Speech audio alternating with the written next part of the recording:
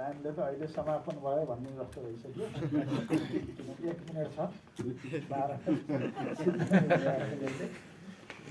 यो कार्यक्रममा उपस्थित युनेस्कोका सिनियर कन्सल्टेन्ट हाम्रो डाक्टर दुर्गा रेग्मीज्यू, लामो समयसम्म हामीसँगै सहकार्य गरेका थियौँ।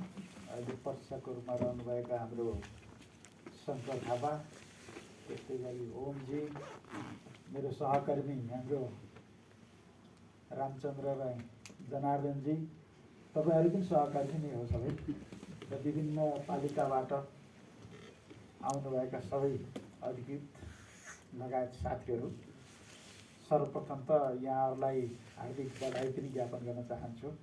यो अवसर प्राप्त गर्नुभयो, युनेस्कोले यो अवसर प्राप्त गर्नमा चाहिँ सहयोग गर्यो र यहाँहरू छनौटमा पर्नुभयो। रामचन्द्रजीले छनौट गर्नुभयो, म त्यसरी भन्छु, आधिकारिक निर्णय मैले गरे पनि त्यस हिसाबले, र 5 दिनसम्म यहाँले सम्पन्न पनि गर्नुभयो, त्यसको लागि यहाँहरूलाई बधाई दिन चाहन्छु।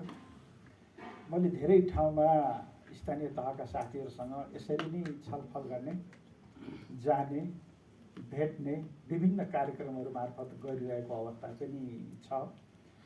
जहाँसम्म हामी 500 बढी पालिकाको होइन रामचन्द्रजी, अधिकृत साथीहरूसँग मैले यसरी छलफल गर्ने, अन्तर्क्रिया गर्ने अवसर प्राप्त गरेको छु। म आइसकेपछि एउटा अभियानको रूपमा हामी अहिले को कहाँ के कसरी कार्यरत छौँ त्यो एउटा छुट्टै पाठ हो हैन।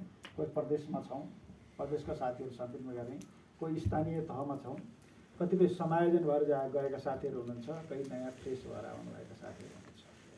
सबैसँग एकचोटि चाहिँ शिक्षा विभाग भनौँ, शिक्षा तथा मानव स्रोत विकासको महानिर्देशकले एकचोटि भेट्नुपर्छ, एकचोटि अन्तर्क्रिया गर्नुपर्छ, एकचोटि छलफल गर्नुपर्छ, एकचोटि उहाँहरूका कुराहरू पनि सुन्नुपर्छ र हाम्रा कुराहरू पनि सुन्नुपर्छ भन्ने मोडालिटीमा हामी निरन्तर गइरहेका छौँ। त्यस अन्तर्गत एउटा समूह यो पनि हो। विषयवस्तु अलिक फरक छ। मैले विषयवस्तुको बारेमा विज्ञ साथीहरूले भनिसक्नु भएको छ। त्यो हिसाबले यहाँहरूसँग मैले भेटिरहेको सन्दर्भमा एउटै छ उद्देश्य। त्यो के भन्दाखेरि तपाईँ र हामी जहाँ भएन, हामी पृथक छैन, हाम्रो उद्देश्य एउटै छ, केही फरक छैन। तपाईँहरू फ्रन्ट लाइनमा बसेर काम गर्नुभएको छ, म सेन्टरमा बसेर नीति निर्माण र तपाईँहरूलाई बजेट पठाउने काममा संलग्न छु। मभन्दा माथि अझै मन्त्रालय चाहिँ त्यसैमा संलग्न छ। त्यो एउटै हो, त्यो भनेको शिक्षा। हामी सबै शिक्षा गर्ने, त्योभन्दा हाम्रो दायाँ बायाँ सोच छँदै छैन। त्यो शिक्षा फर्मल होस् वा नन फर्मल होस्, समग्र जीवन पर्यन्त शिक्षा होस्, निरन्तर गइरहने शिक्षा होस्। तर हामीलाई जोड्ने एउटा महत्त्वपूर्ण कडी के छ भने त्यही शिक्षा। शिक्षाभित्रको पनि एउटा अर्को महत्त्वपूर्ण कडी तपाईँहरूको चाहिँ एउटा मुठी, एउटै धड्कन, एउटै चाहिँ रक्त सञ्चार भएर जाने चाहिँ नसा के रहेछ भन्दाखेरि इमिस रहेछ। हेर्नुहोस्, इमिस पालिकाको एउटा, अनि त्यसपछि सङ्घको एउटा हुँदैन। पालिकाको इमिस नै सङ्घको इमिस हो। त्यसो हुँदाखेरि तपाईँ हामीलाई एउटै नसाले रक्त सञ्चार गर्ने माध्यम भनेको पनि इमिस रहेछ। त्यो इमिसकै कारणबाट यहाँहरूसँग हामीले चाहिँ धेरै जोडिएको अवस्था पनि छ। त्यस अर्थले पनि मैले यहाँ जोड दिन खोजेको र मैले भन्न खोजेको विषय के हो भन्दाखेरि यहाँलाई मैले बधाई दिएँ। बधाई दिइसकेपछि बधाईले आउटपुट पनि खोज्छ के, रिजल्ट के आउँछ भन्ने पनि खोज्छ। रिजल्ट के आउँछ भन्ने खोजेको तपाईँहरूले यहाँ लिएर गइसकेपछि भनिसक्नुभयो अघि रामचन्द्रजीले, धेरै तपाईँहरूमा त्यो क्षमता छ। भोलि प्रशिक्षक बन्ने क्षमता छ, अर्कालाई सिकाउने क्षमता छ, सबै क्षमता छ।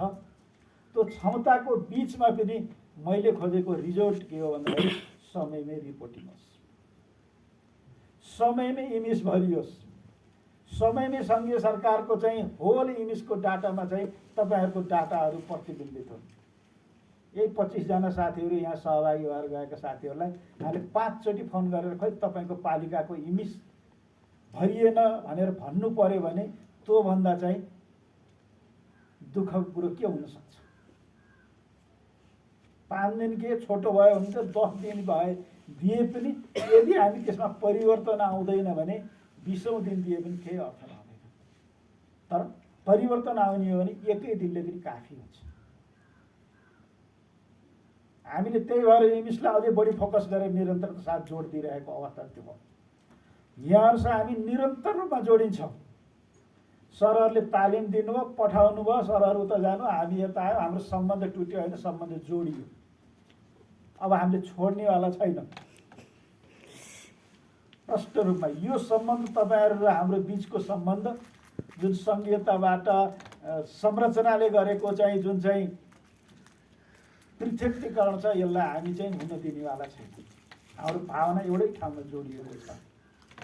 त्यस अर्थले पनि तपाईँहरूको जिम्मेवारी अझै बढी बढेको छ साथीहरू। मैले पहिला यो कुरो चाहिँ गरेँ।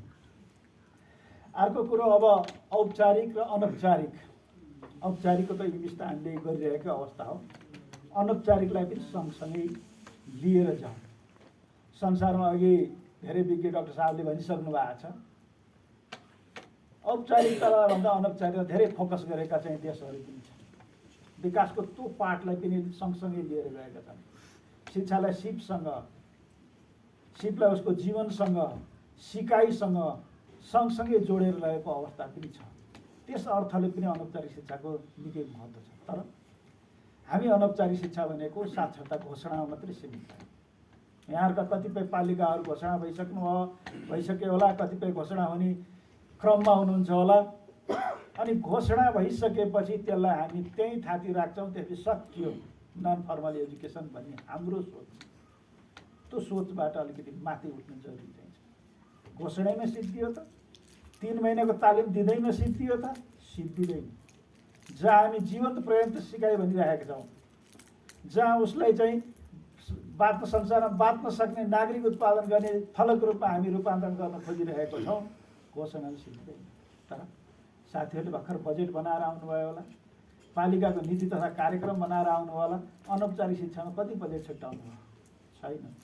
1% पनि छुट्याउनु भएको छैन। 0.5 पनि छ कि छैन?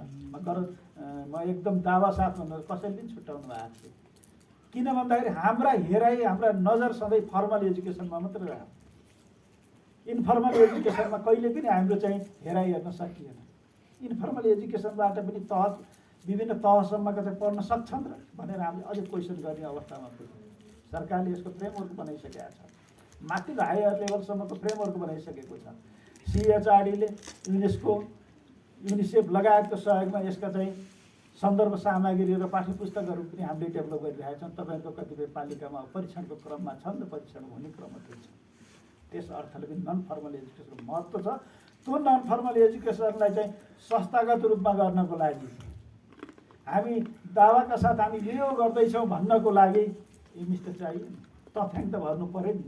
तथ्याङ्क भर्न सकिएन भने अर्थ रहँदैन। त्यस अर्थले पनि यसपटकको तपाईँहरूलाई A to Z इङ्ग्लिस भने पनि हुन्छ। यसमा नन फर्मल इङ्ग्लिस पनि हामीले जोडिएको सुरुवात गरेको। त्यसो गर्दाखेरि तपाईँहरू 25 जना 753वटै पालिकाका प्रतिनिधि पनि हो। तपाईँहरू मार्फत त्यो मेसेज चाहिँ 753वटा पालिकामा पुग्नु पनि पर्छ।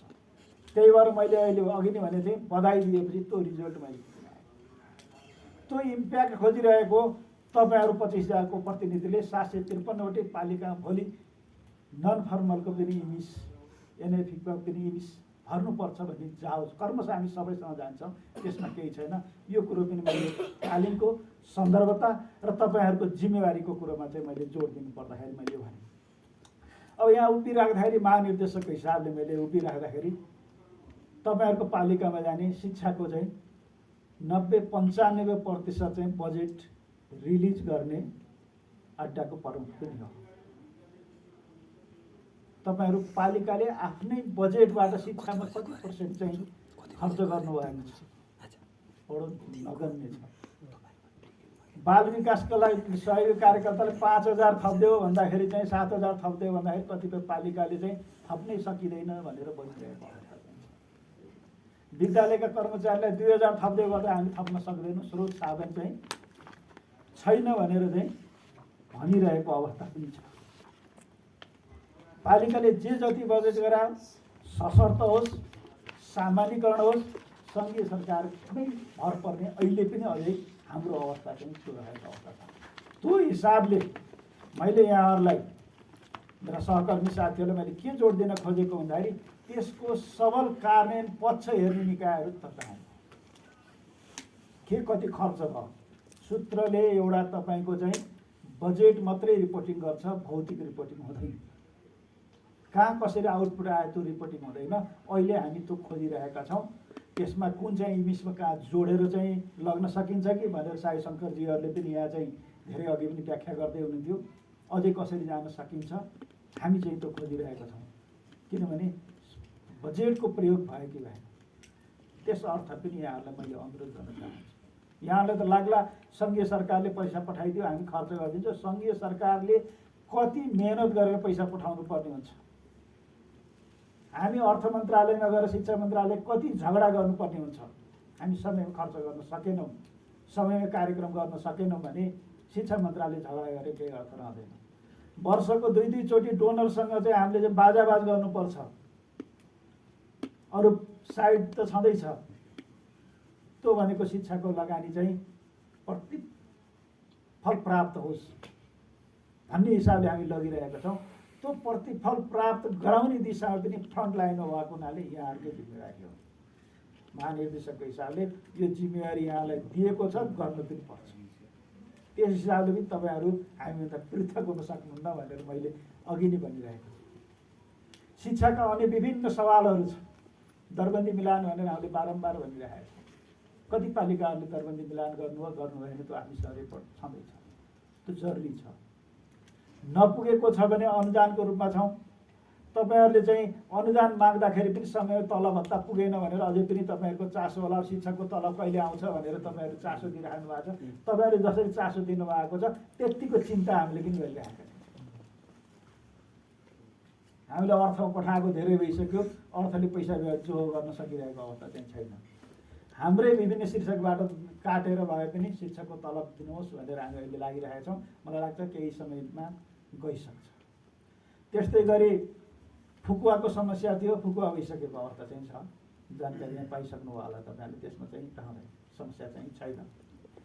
मैले भन्न खोजेको के हो भन्दाखेरि यसरी विभिन्न स्रोतबाट हामीले मेहनत गरेर चाहिँ तल्लो तहमा चाहिँ बजेटहरू पठाइरहेको छौँ भने त्यसको कार्यान्वयनको चाहिँ महत्त्वपूर्ण जिम्मेवारी यहाँहरूको त्यसतर्फले गर्नु। अर्को पाटो के देखिएको छ, शिक्षाको मोनिटरिङ भएकै छैन। सुपरभिजन मोनिटरिङ सिस्टम कोल्याप्स छ अहिले। जुन बेला हामी सङ्घीयतामा गयौँ, सङ्घीयता गइसकेपछि शिक्षाको अनुगमन गर्ने, निरीक्षण गर्ने, मेन्टरिङ गर्ने सिस्टम अहिले कोल्याप्स छ। तपाईँहरू कार्यालयको पालिकाको काममै केन्द्रित हुनुभयो। त्योभन्दा निक्लन तपाईँहरूलाई फुर्सदै छैन। हिजो हामी विद्यालय निरीक्षकबाट प्रवेश गरे, यहाँ निरीक्षकबाट प्रवेश गर्नुभएको साथीहरू हुन्छ हुनुहुन्न। हाम्रो थलो भनेकै चाहिँ विद्यालय हुन्थ्यो। अहिले 6औँ तहका अधिकृत साथीहरू लोकसेवा पास गरेर आउनुभयो। कति राम्रो क्यापगल साथीहरू आउनु भएको छ, खुसी पनि लागेको छ।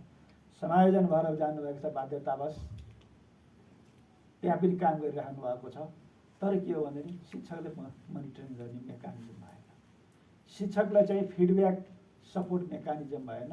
अब पालिकामा के गर्न सकिन्छ? तपाईँहरूलाई केही गर्न सक्नुहुन्छ कि भनेर हामीले एउटा निर्देशिका पनि तयार गरेर मन्त्रालयमा पठाएका चाहिँ छौँ।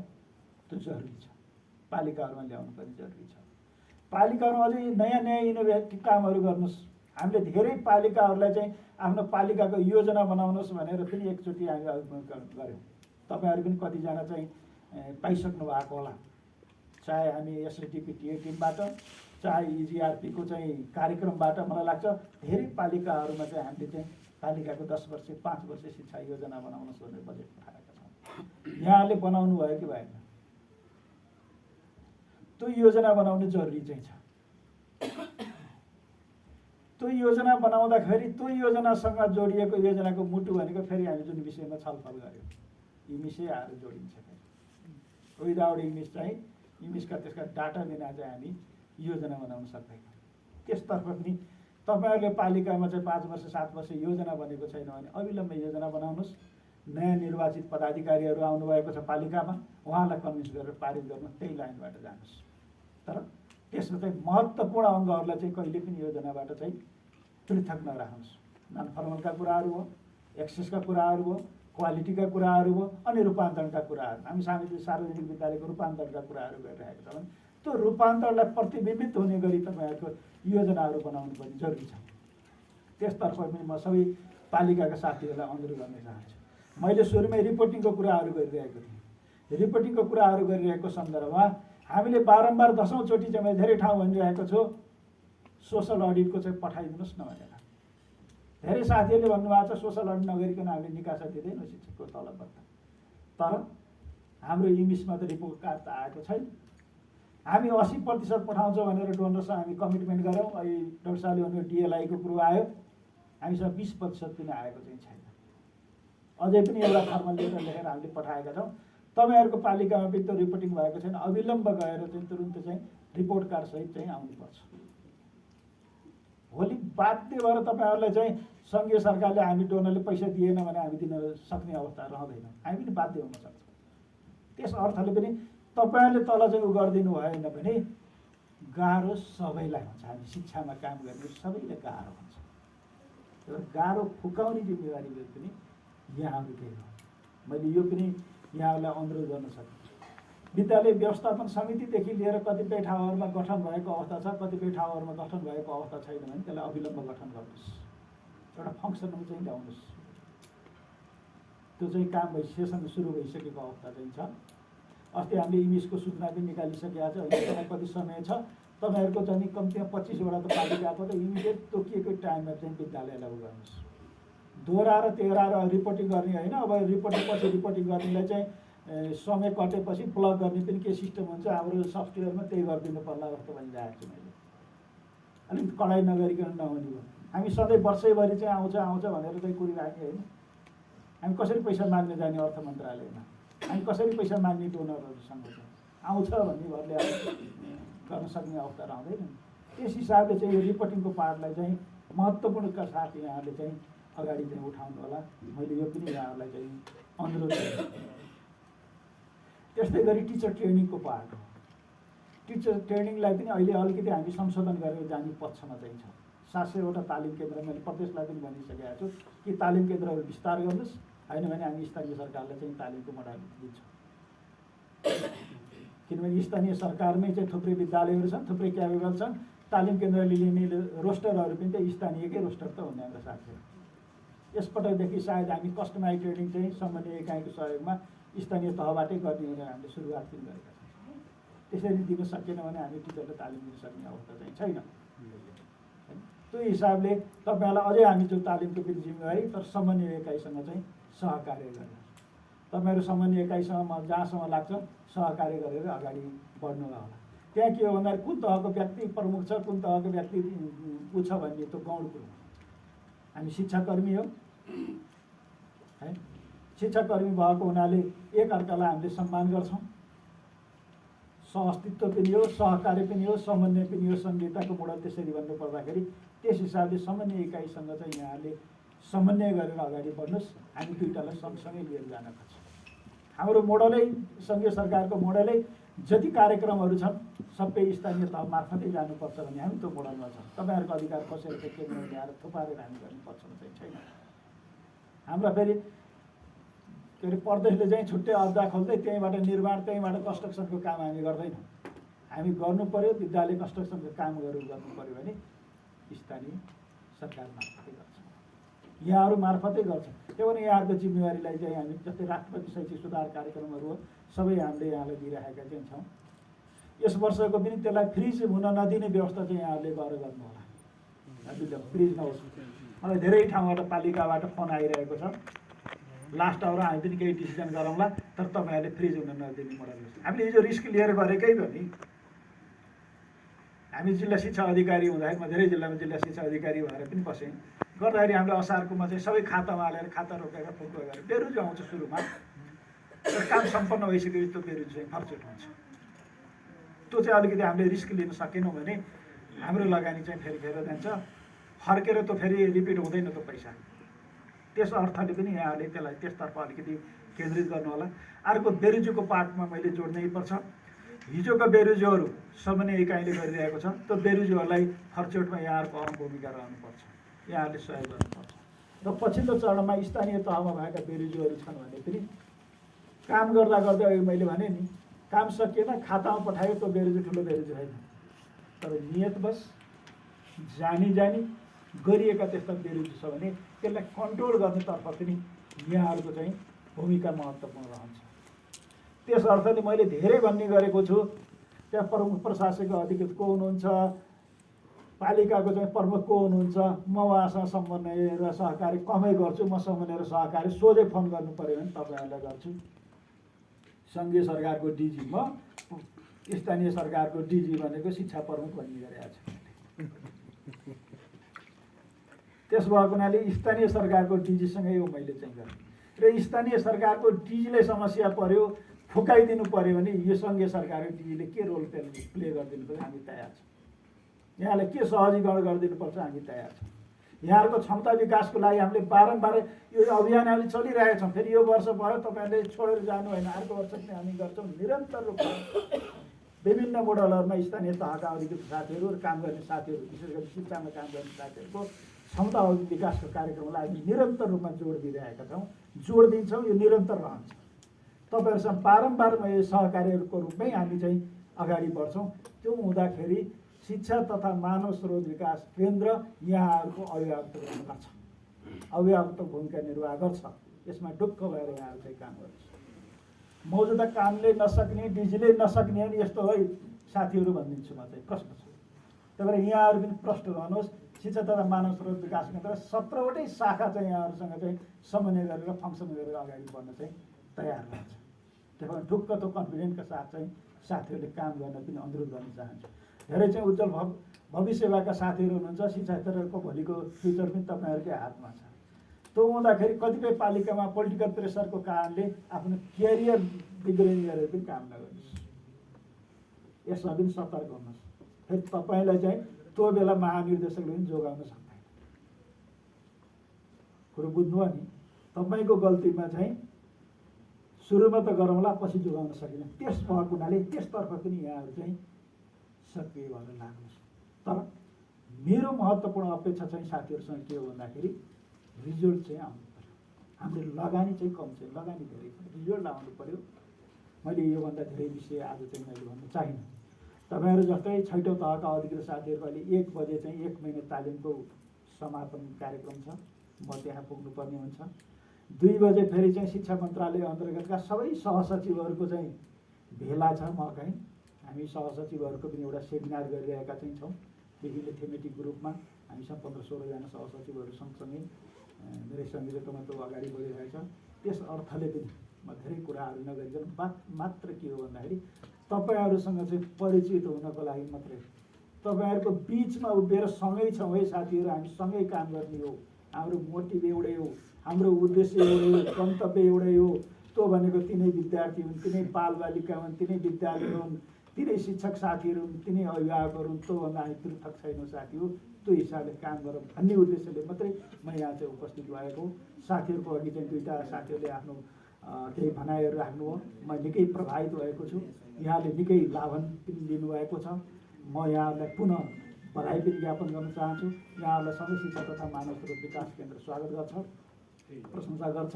र भोलिका दिनहरूमा हामी यसरी निरन्तर रूपमा बाजाबाज गरेर भए पनि कतिपय कुरामा हामी बाँच्नु पनि पर्छ।